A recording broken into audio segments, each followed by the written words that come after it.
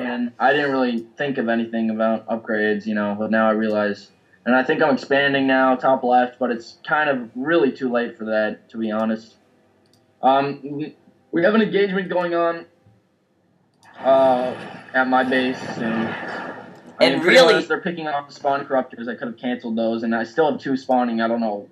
I really don't know what the hell I was doing, let's be honest. It was just really stupid play. Didn't even focus down the one with less health, and you just get annihilated.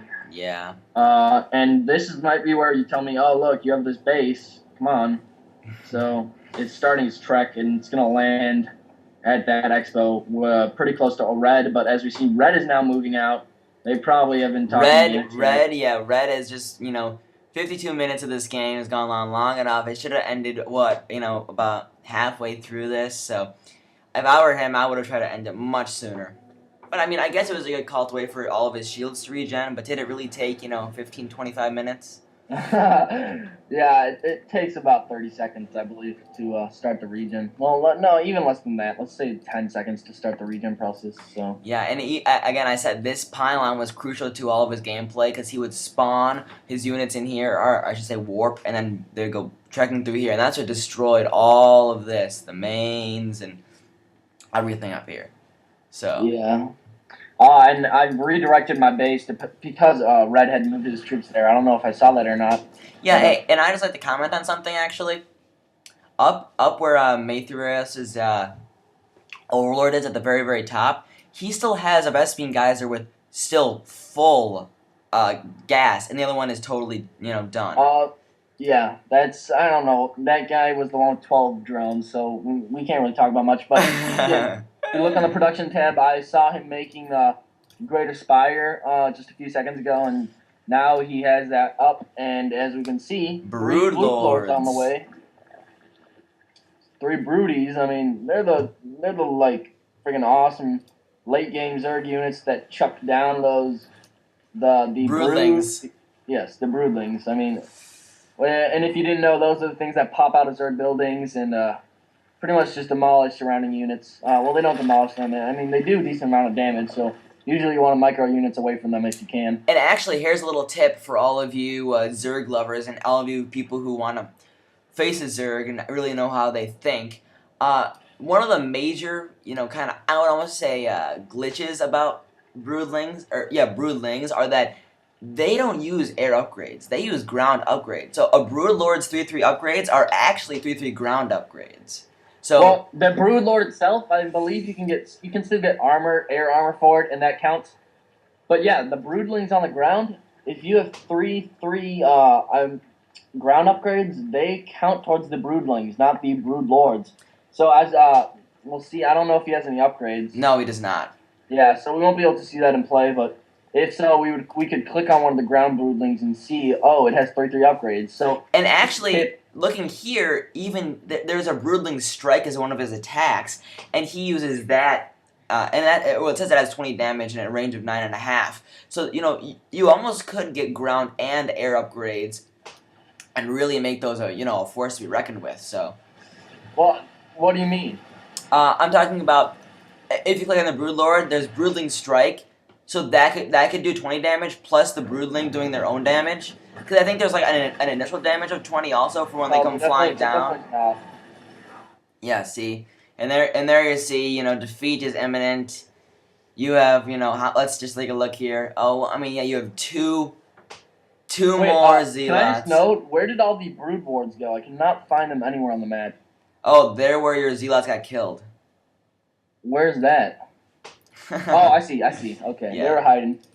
So now, if you look at one of them, they have a damage of 20, which must be like the initial strike, and then the Broodlings do like the little chomping. Oh, and we can actually click on one right now. If you look, there they are. Needle Claws of 4 damage, and a ground armor of 0. So yeah, there must be an initial, like, they hit their unit and do 20 damage, I think you're right about that, actually. And then they do melee claws, and they really just, I never knew that. Well, that's interesting. So yeah, I guess you can get air and ground upgrades. The air attack upgrade will actually increase. I wonder if that's right. If if you guys know the answer to that, Please leave a comment. Yeah, it'd be great to leave know. a comment. And also, I was just wondering too. Do you guys think the broodlings gain speed over the creep, or do they just like leave that out? Because they probably do, but who knows? I mean, you know. Yeah, I totally understand you. And actually, yeah, I've almost seen this a few times where it must have been early on because I haven't really seen it recently. But sometimes mutas would hit creep like where their almost like cursor down was, and they would like speed up a little bit. So I don't know. I mean, that could have just been my eyes, or that could have been a patch that they fixed a while ago. But I don't know. Well, I was just pointing that out because they are actually ground units, as we can see from the upgrades. Yeah. So I don't think the mutas get increased, but no, they definitely. I mean, I just think that sounds silly. But just comment and let us know what you think about the broodlings. I mean, the broodlord is definitely an interesting unit. I mean, especially if it has that initial strike damage of 20. But I never knew that. So yeah, I mean, that's just like that's almost they hit, and then they have the broodlings kind of chomping on them still. So even though you send out the broodlings and you think that they need to do like the I guess eating away, you still do 20 damage with each one you hit. And if you have, how many broodlings does he have, or broodlords does he have here? Like 7 or 8. That's that kills one zealot. So that's that's easily. Really something interesting.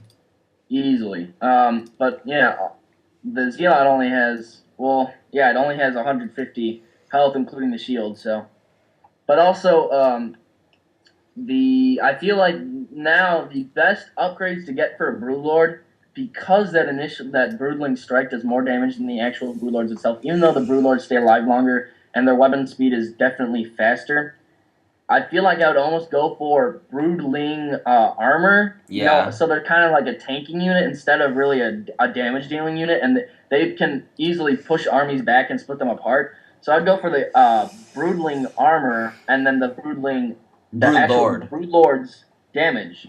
Yeah, I agree. And then also something else I kind of find interesting is that he doesn't really have any forces to be reckoned with for air, so he doesn't really need to go heavy corruptor. But I think it's almost like a 2 or 3 to 1 ratio because those broodlords are just so slow. So you need some good defense on them, and I would almost get the armor and the attack upgrades for the broodlords. And then I agree. I think if I had to only get one ground upgrade, I would definitely get the tanking of the broodlord or of the broodling. Yes, I'd agree. All right. Well, I think we're going to wrap this up since this was an hour game.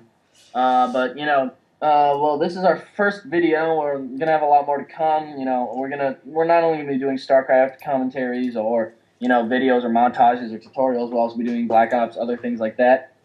But this is sort of, I guess, an intro video. We're also gonna have a more formal intro video with most or all of our members.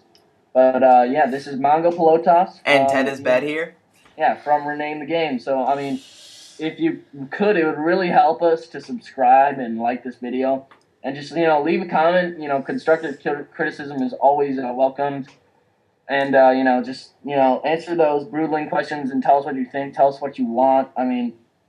I guess thanks for watching. Yeah, and also I'd just like to put something in there. We were actually thinking about doing something that we haven't actually found much on YouTube, which is maybe going through some custom games and just showing you what we like and some strategies for them, because actually there's a new game out called League of Legends, and there's actually a StarCraft version of it that you can play, which we like a lot, so we were just putting that out there. But other than that... if you want to see custom games, just tell us. I mean, we'll play anything, really. Okay, so this is Ted is Bed and Mongo Flota signing off from Rename the Games. Thanks, guys.